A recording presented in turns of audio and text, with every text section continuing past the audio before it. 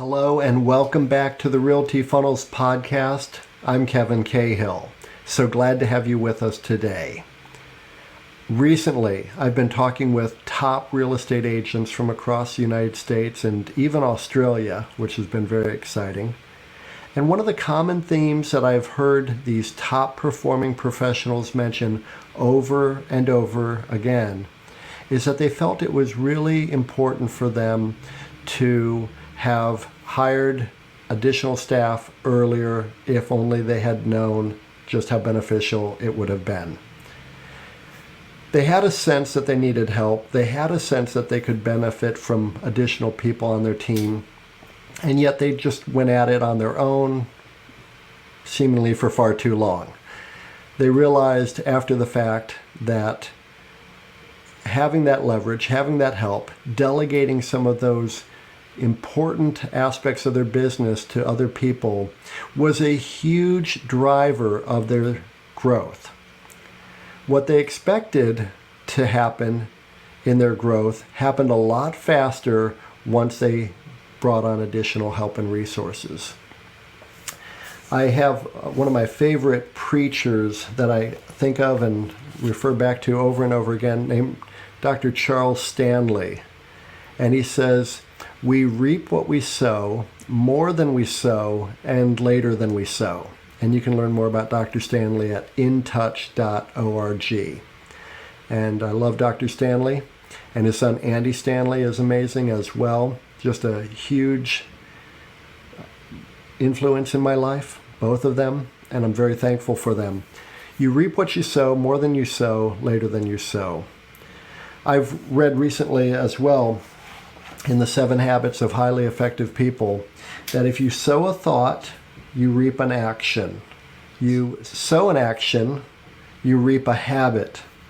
You sow a habit, you reap a character. You sow a character and you reap a destiny. I've also heard it say that you reap a legacy as well. So your thoughts lead to actions, your actions lead to habits, those habits become who you are and what it is you do and who it is you're becoming and the destiny that you're going to fulfill and the legacy that you're going to leave for other people as well to follow. So I want to share with you some notions that I've heard over and over again from top performing real estate agents. And we're talking about agents who are earning over $1 million a year in GCI. Agents who are dealing with the same 168 hours of the week that you and I have, and yet they're earning over 6 figures per month. They're earning over 7 and 8 figures per year in their real estate business.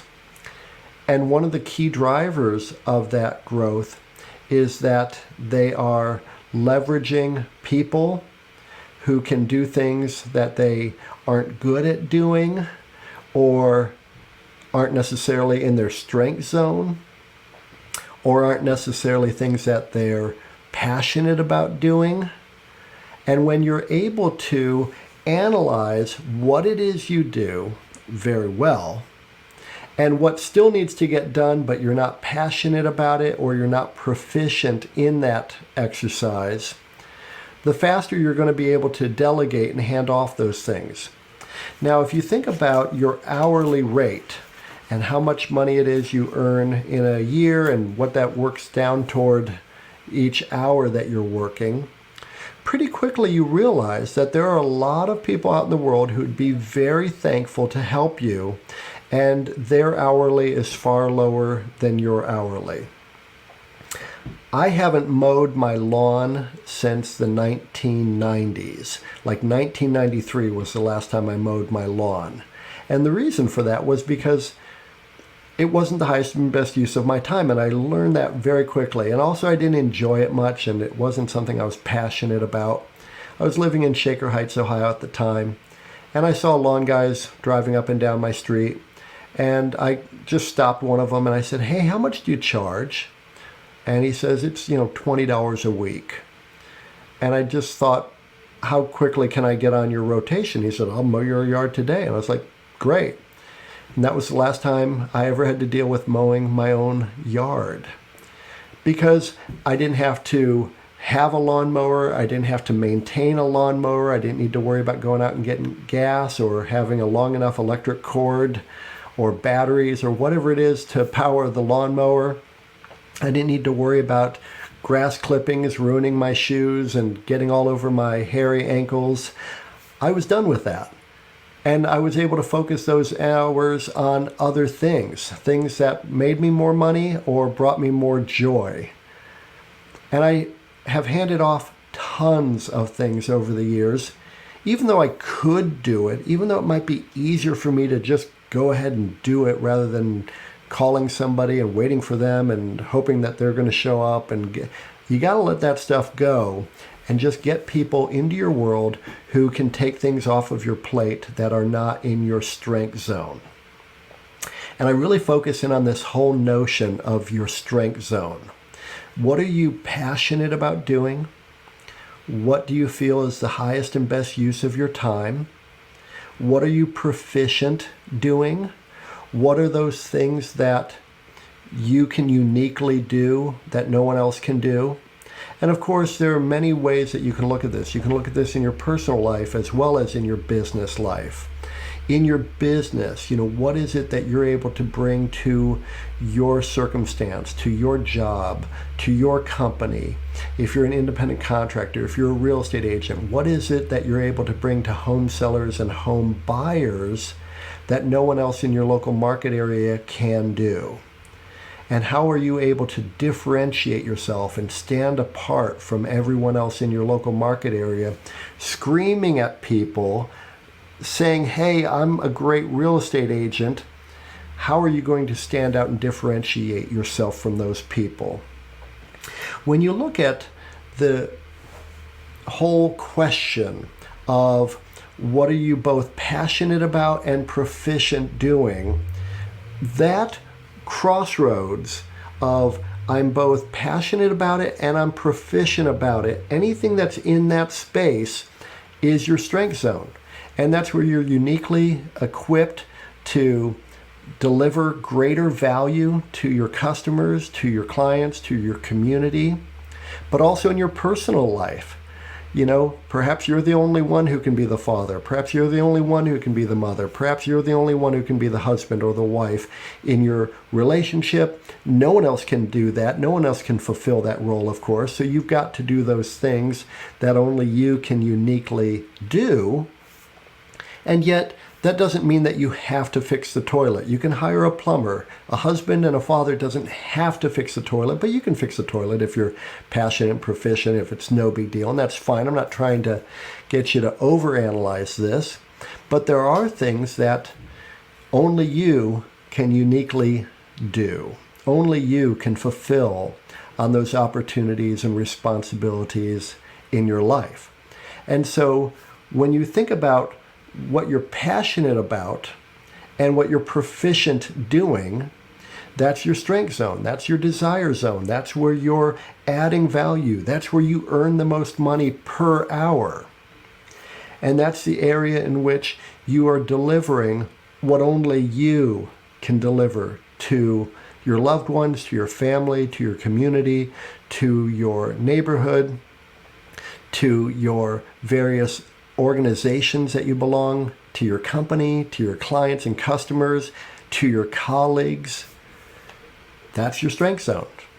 Now, if you're passionate about something and not necessarily proficient yet in that area, that's a distraction. That's an area where you're passionate about it, but you're not necessarily proficient. And I'll give you a great example. I love golf. I love hockey. I love riding bikes. There are things that I love doing, and yet I'm not a great hockey player. I'm not a great golfer. I'm not some world-class cyclist or mountain biker or anything like that. I enjoy those things, but I'm not ever going to make my living or my livelihood in those areas. And so for me, they may be things that I enjoy doing, and that's fine, but it's not necessarily something that's going to change the world and people are going to look back and say, what a legacy that Kevin left in the golf or hockey or biking world. That's not what I'm capable of doing in those spaces. So those are distractions, but they might be things that you enjoy doing. But you might also be a collector, or you might be somebody who enjoys art and art museums. And I love going to art museums. So for me, that's more of a hobby or something that I enjoy to take my mind off of work or to make travel more fulfilling. So not something that I do to earn the most money and not something that I do to add value necessarily in those environments. I'm not walking into an art museum giving a lecture. I'm just walking into an art museum enjoying the art. And I love architecture. I love traveling and love going out to vegan restaurants. And I'm a bit of a foodie. And yet I don't write foodie blogs. I'm not somebody who puts recipes on vegan podcasts or YouTube channels. Those aren't my strength zones. But there are things that I enjoy and I'm passionate about. But in terms of work, in terms of bringing home the most money I can for the hours I'm going to put into my work, those are really distractions. Now, on the flip side, I have things that I am proficient in doing and not necessarily passionate about doing. For example, I'm very proficient writing up a purchase agreement or a listing agreement or pricing a home properly. And for many, many years, those were my strength zone. Like that was like number one. But now I can pour into other real estate agents and help them understand how to do that stuff very well. So my focus is more on coaching and training, teaching real estate agents about the business, about systems, about delegation, about leverage, about automations, conversions.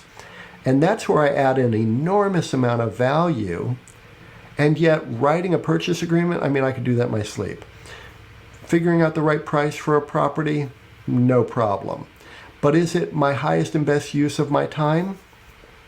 Not anymore. It used to be. But my passions have shifted toward pouring into other real estate agents, helping real estate agents achieve their very best. And I'm very well compensated in that area. That's where I bring home the most dollar per hour. That's where I earn the most because I have the greatest impact in that area. Helping real estate agents get from where they are to where they really want to be, whether they're currently earning below $10,000 a month or below $100,000 a month, and getting them up to that next level, taking them from $10,000 a month to $50,000 a month, taking them from $50,000 a month to $150,000 a month. I can deliver enormous amounts of value while I can train other people and delegate to other people writing purchase agreements, taking listings, marketing properties, photographing homes. So even though I'm very proficient about all those nuts and bolts skills in the residential real estate space, it's no longer a passion zone for me. And for many years it was, like decades, 20 years in the business, I was very passionate about writing up a purchase agreement. And I still love talking with home sellers, still love talking with home buyers. When one of the agents on my team or in my group asked me to jump on a Zoom call with a home seller, happy to do it. I enjoy doing that, but really what I'm doing is pouring into those agents and pouring into those clients as well, and that's where I find a lot of joy. So that area is what you might refer to as your disinterest zone. And it's similar to the distraction zone where you're passionate but not proficient. Here you're proficient but no longer passionate, or maybe you were never passionate about doing paperwork. Maybe you were never passionate about going to a home inspection. That stuff, if it's a grind, if it's sort of like, man, I don't want to have to do that, I've been putting it off. If you're in any way procrastinating on it, that is a huge indicator to you that that is something that you should be delegating very quickly. You should make an automation for anything that can be systematically automated, and you should be delegating it to anyone that you're pouring into so that they can grow in that area of proficiency. Now, when you combine the areas where you're not proficient and not passionate, man, is that just drudgery, whatever that might be. And that might be editing photos for a listing that you're putting on the market. If you hate editing photos, if that's drudgery to you, you got to hand that stuff off as fast as possible. Somebody would love to do that. And for somebody else, it's going to be their proficiency and their passion. It'll be their strength zone. So just pay attention to what you're feeling inside. If you're feeling that you're dealing with drudgery, paperwork, compliance stuff, find a transaction coordinator. If you're having a hard time with editing photos or writing up the description, figure out somebody who is passionate about those things and just figure out a way that you can create a great delegation partnership with that person. That stuff is just going to be low vibe, low energy, and it's just keeping you, it's robbing you of hours that you could be spending in your strength zone. So you think about it in terms of, what am I passionate about? What am I proficient doing? What earns me the most? What helps me deliver the most value to my clients? And you know you're in your strength zone. And the opposite of that, what do I hate doing? What do I not do well? What am I not proficient at? What am I not passionate about? And that drudgery zone, you want to stay in the desired zone. You want to get out of the drudgery zone. You want to do everything that you can to delegate and hand off that stuff to someone else, because it's a gift to those people if it's their passion and their proficiency. If you're finding yourself in any way frustrated with any aspect of what you're doing, working with home sellers, home buyers, dealing with paperwork, all that, you've got to pass that along as quickly as you can.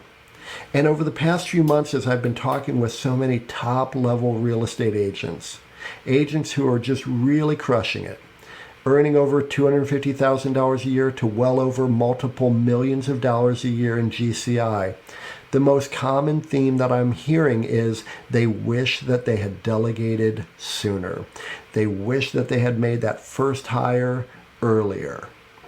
Now, RealtyFunnels.com, you can visit there. Go to RealtyFunnels.com/elite, and you can learn about our Elite Agent Solutions, where we help real estate agents take a lot of their tech troubles off their shoulders, and we're able to help real estate agents stay focused in their strength zone and not have to worry so much about being in that drudgery zone of working a database and adding more people to their database. There are things that make you money, and there are things that don't make you money. And there are things that only you can do, and there are things that others should do for you. So you want to spend as much time as possible in that area where you're making money and doing what only you can do. And when you're not spending time making money and doing what only you can do, then focus on those things that only you can do that don't necessarily make you money, but are exactly why you're working so hard to make money. Things like your family, your community, passions and hobbies, avocations, things that you just enjoy doing, health and wellness, giving back in your community. Only you can do those things. And only you can be the person in your life that you want to be while doing those things. So as well as you can think of it, as much as you can focus in on isolating those tasks, those areas of your focus where you're in your strength zone, then just quickly write down all the things that you still have to do, but you're not the one who has to do them anymore. And then really quickly figure out how you can make automations for things that could be automated. And what I'm talking about here are those things that need to be done with robotic precision over and over again. For example, how many of you are guilty about having forgotten to call up a home seller or home buyer and remind them about utilities prior to the closing?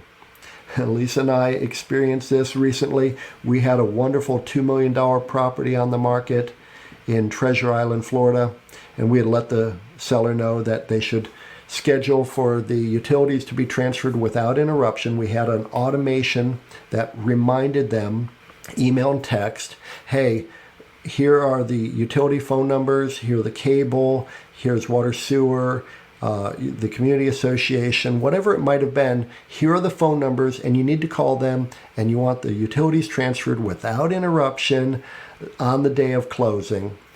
We go to the final walkthrough, or no, we're on the way to the closing, and we get a phone call from the agent who's doing the final walkthrough for the buyers, and she's like, I forgot to tell my clients to have the utilities turned on in their names, and the water and the sewer and the electric are all turned off. What's going on? And we're like, how did you not remind them? And she's like, I thought they would just know. I'm like, oh my gosh. So we've encountered it, which means we know it's happening still, where people are out there and they're doing their business and not reminding clients of all the basics of what they need to be doing prior to the closing. So anything like that, you can set up automations so that those reminders going out, you set it up so that it goes out a week before closing. I mean, Realty Funnels, we have this all automated and built in and ready to go for you. But you need to absolutely make certain that you have those systems in place where you're automating anything that can be systematized and done over and over again with robotic precision, and you don't have to keep rewriting those emails, remembering to call those clients and tell them what to do a week before closing when it comes to the utilities. Just have a system in place where they're going to get an email and a text reminding them to take care of those utilities, whether buying or selling.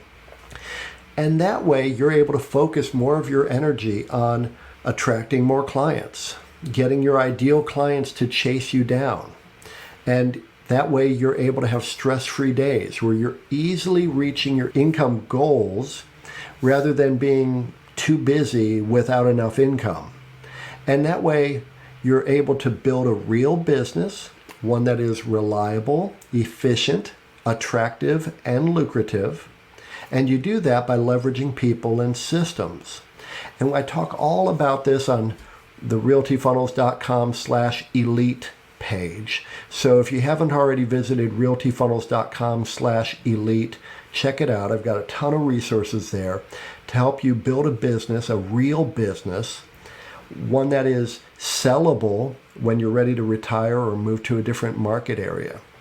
And there are so many different ways in which we can help you with all this, and we'd be delighted to have that opportunity to talk with you in the future. Just reach out, connect with me on realtyfunnels.com. Please like and subscribe to the YouTube channel. And if ever I can be a resource to you, it'd be absolutely my pleasure. I'm Kevin Cahill. Thank you so much for listening today.